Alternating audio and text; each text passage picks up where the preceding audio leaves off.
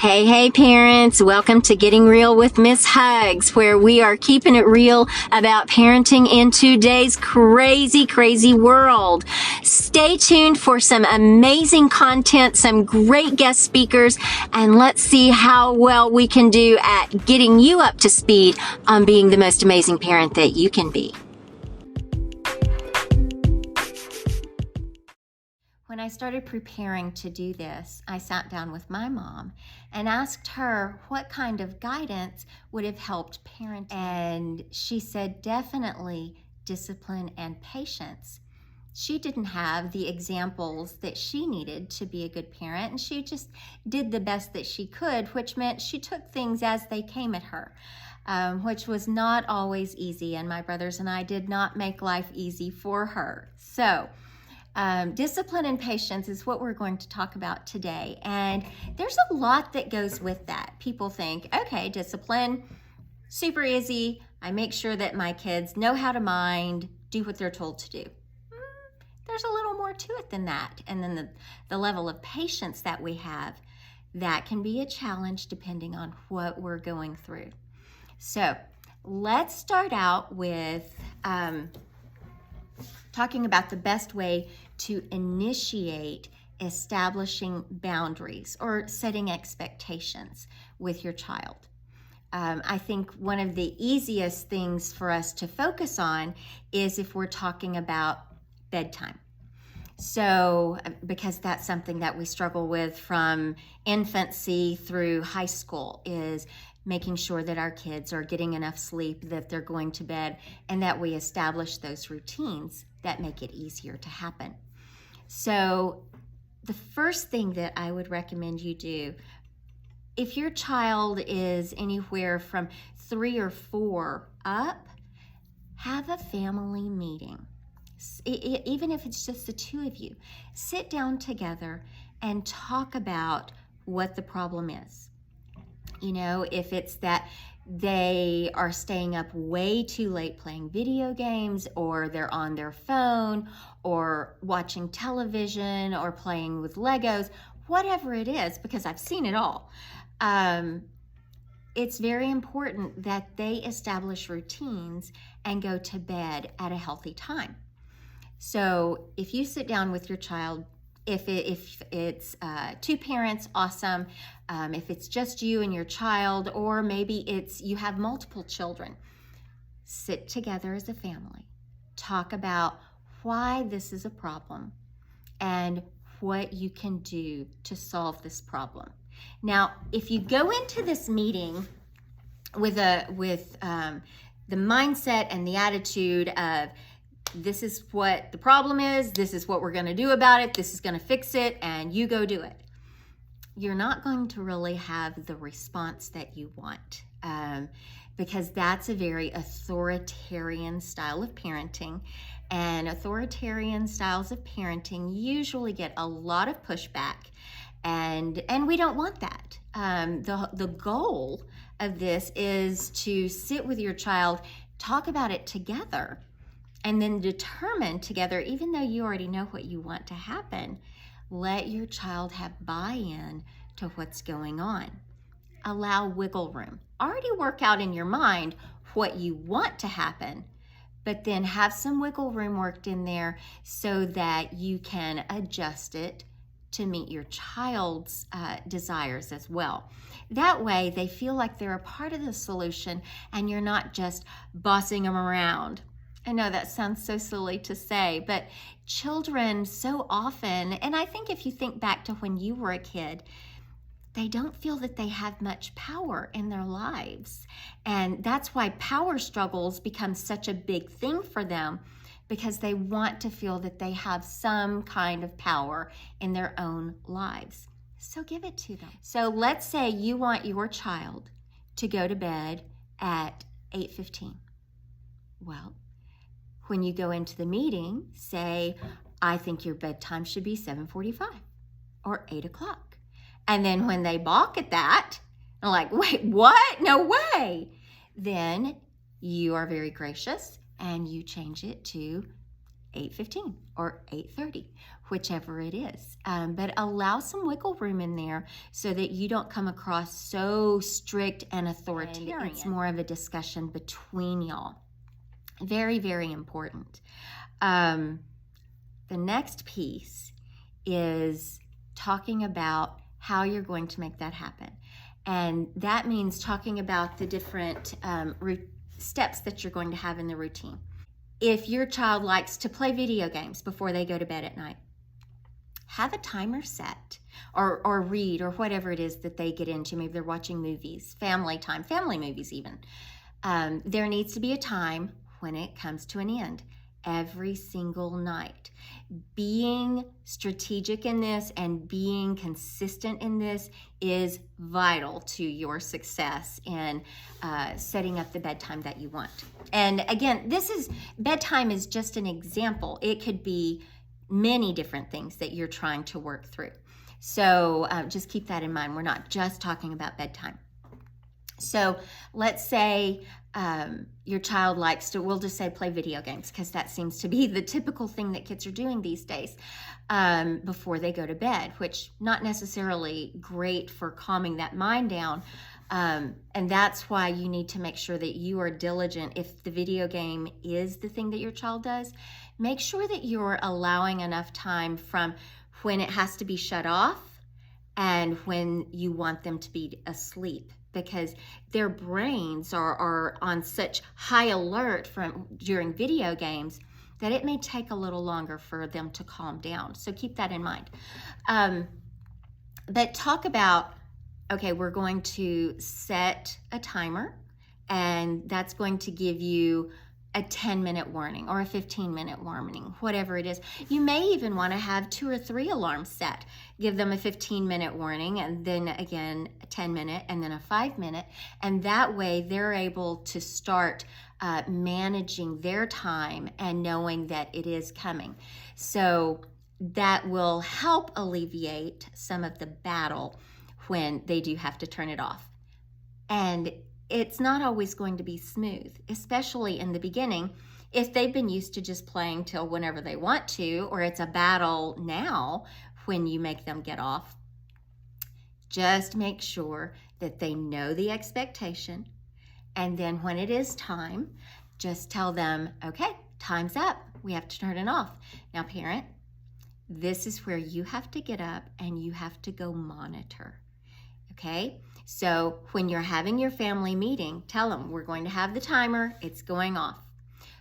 At the last timer, I'm coming in and I'm going to make sure that you turn the video game off, and then this is what we do. And then go over the routine so that your child knows the expectation that you have for them.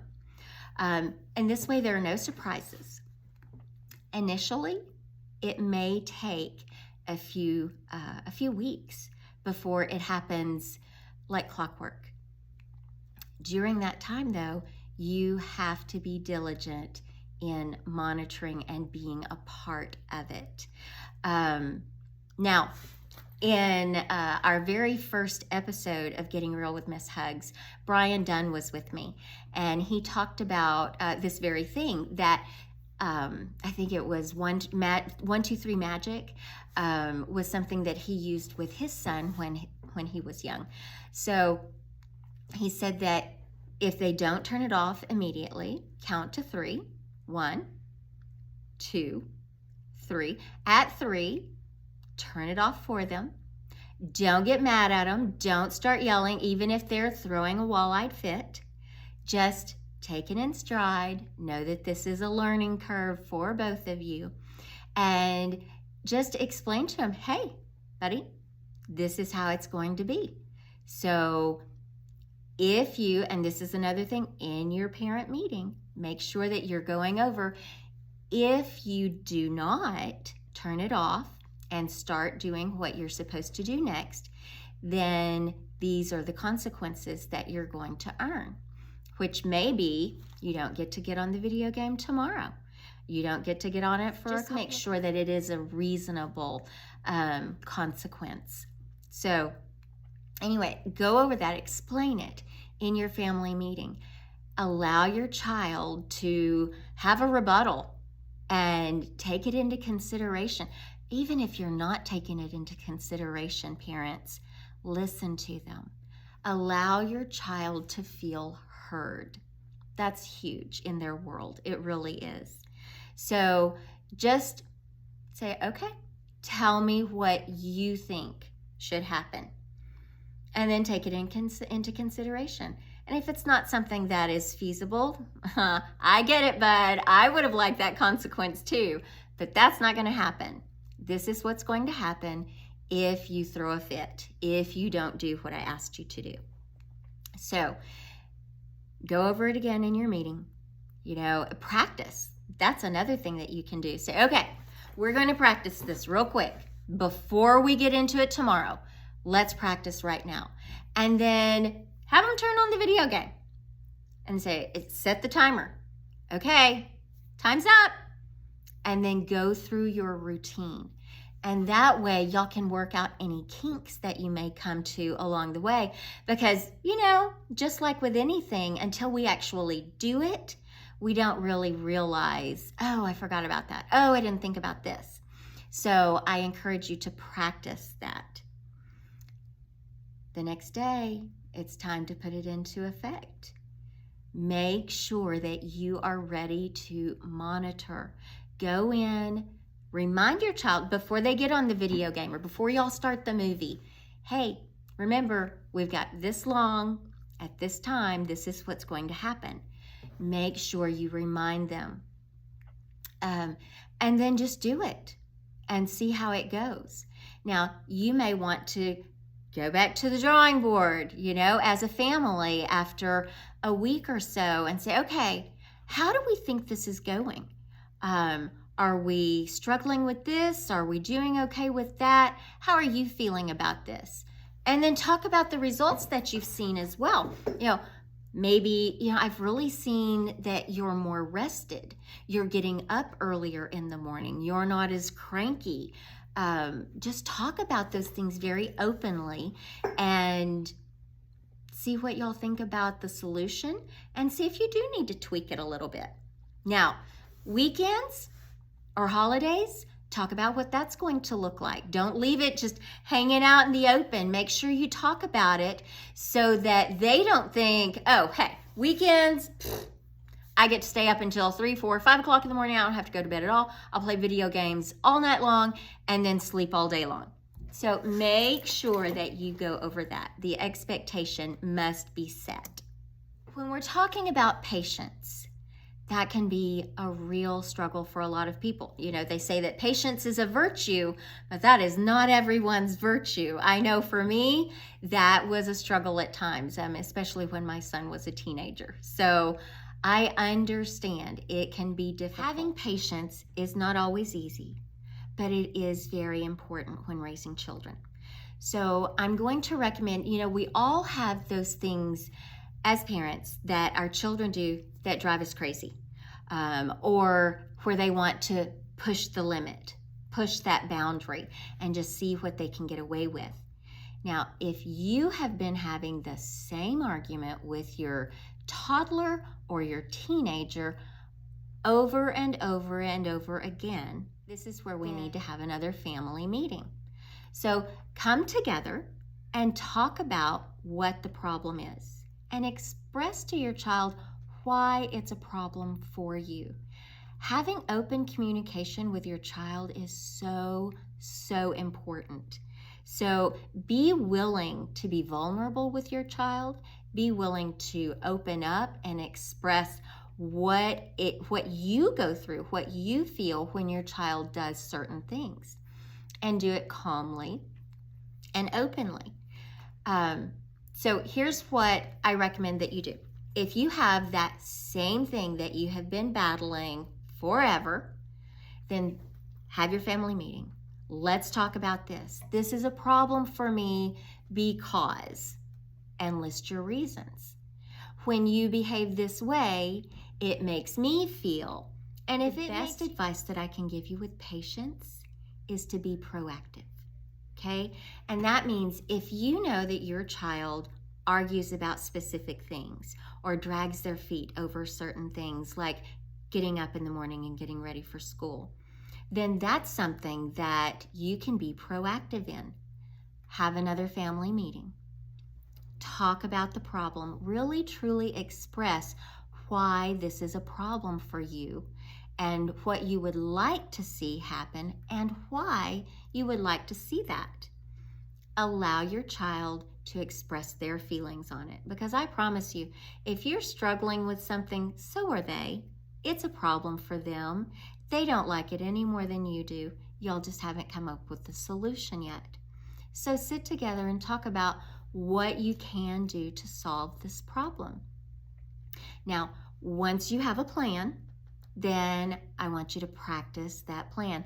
Just like we talked about earlier with setting expectations, you have to practice. And that gives you an opportunity, both of you an opportunity, to come together and say, okay, I think this went really well, but this not so great. And that also gives your child the opportunity to say, okay, I get why this is a problem. I understand it, but could we maybe do this? And then consider it, or at least make them think you're considering it. Allow them to feel heard. Next time, whatever it is that you've just practiced, next time it comes up and your child argues with you, talks back to you, refuses to comply, then you're going to stay calm. You're going to stay patient. You're going to keep your voice at a normal level. You're not going to allow your child to see that you're getting frustrated. If you are getting frustrated, walk away. Walk away from the situation. Go outside, go in the garage, go do something to calm yourself down. And then when you're calm, come back to it and talk to your child. Remind them, hey, we talked about this. You know that this is the expectation. And if you choose not to do that, then you're choosing the consequence that goes with it. And then be true to your word and give a consequence. Make sure that it is appropriate for the behavior, appropriate for the age, but give the consequence. We need to practice what it is we're going to say to our child.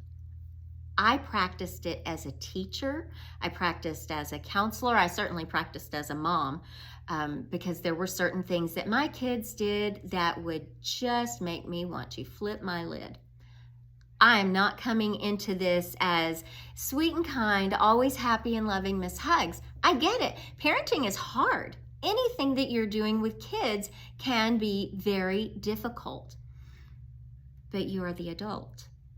You have to set the example of keeping your cool because you're teaching them how to deal with conflict, how to deal with their own emotions. So if you're constantly losing your cool, you can totally expect your child to lose their cool. So you're setting the example. You are staying calm. You are doing what you need to do to stay calm. Practice what you're going to say to your child.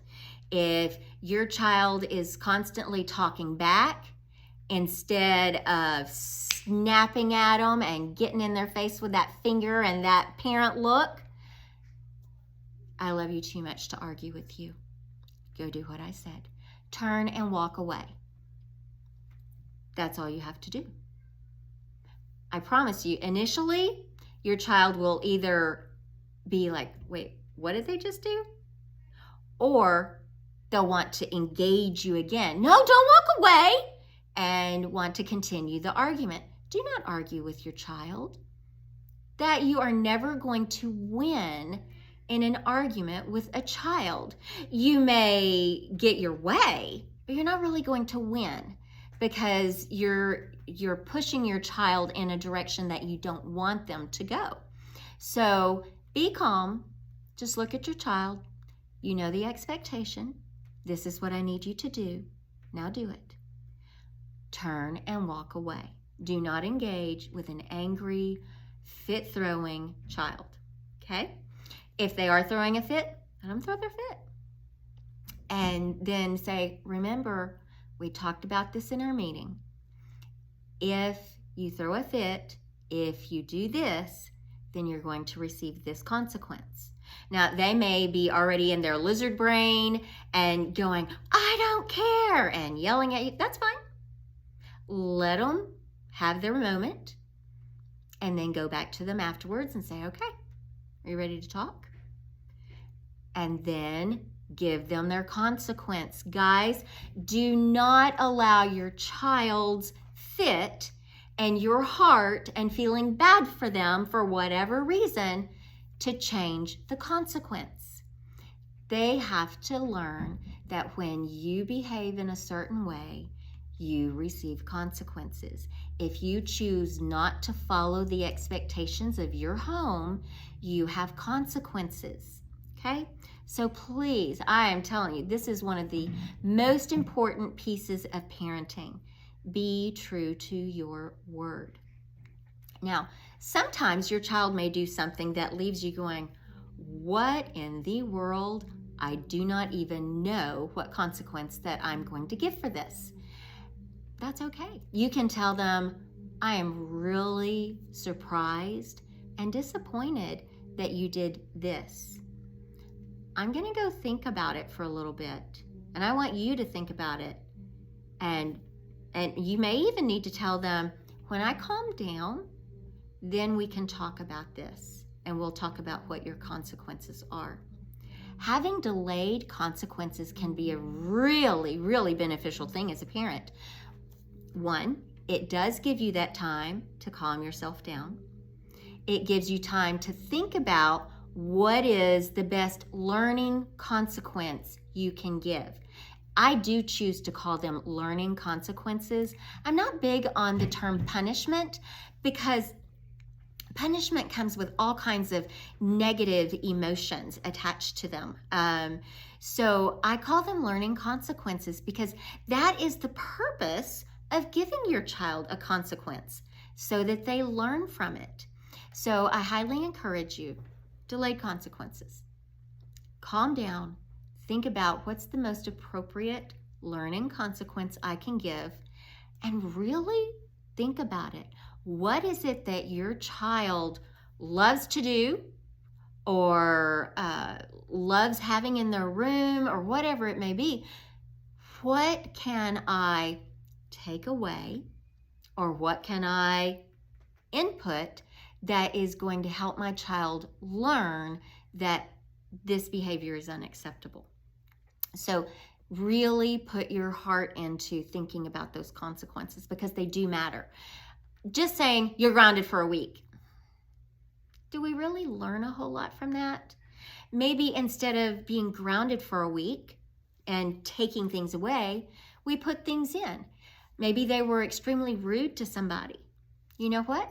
For the next week, every day after school, you're going to go to so-and-so's house and you're going to weed their flower beds.